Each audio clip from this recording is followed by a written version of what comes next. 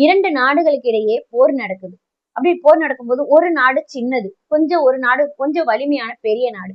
அந்த சின்ன நாட்டுல இருக்கிற படைகள் ஏற்கனவே நிறைய சிதறி போச்சு. ஏன்னா அந்த பலம் பொருந்திய நாட்டோட படைகளோட மோத முடியல.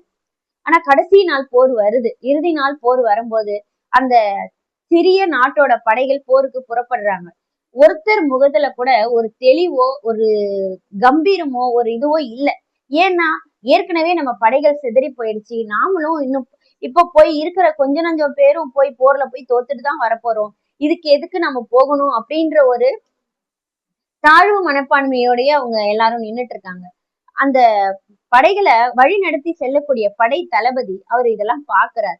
இது சரியில்லை. இப்படியே இவங்க போய் போரிட்டா நிச்சயமா நமக்கு தோல்வியை தான் தழுவோம். இத்தனை நாள் போராடுனதுக்கான பலன் இல்லாம போயிடும் அப்படின்னு அவர் யோசிக்கிறார்.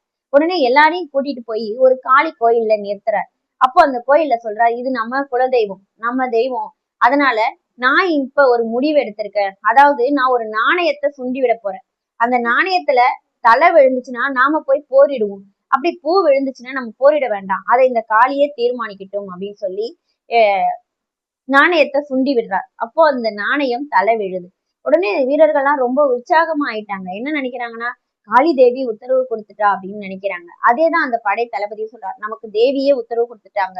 நம்மால இன்னைக்கு கண்டிப்பா ஜெயிக்க முடியும். அந்த பெரிய நாட்டோட பலத்தை நம்மால நிச்சயமா அசைச்சு பார்க்க முடியும். வாங்க தைரியமா போய் போரிடுவோம் அப்படின்னு சொல்லி அழைச்சிட்டு போறார். போர்ல மிகச்சிறந்த நாடா இருந்து சிறிய நாடா இருந்த அந்த நாடு ஜெயிச்சு வெற்றி வாகை சூடுறாங்க. அதுக்கப்புறம் தான் அந்த படை வீரர்கள்ட்ட அந்த தளபதி அந்த நாணயத்தை காமிக்கிறார். 2 பக்கமும் தலை தான் இருக்கு.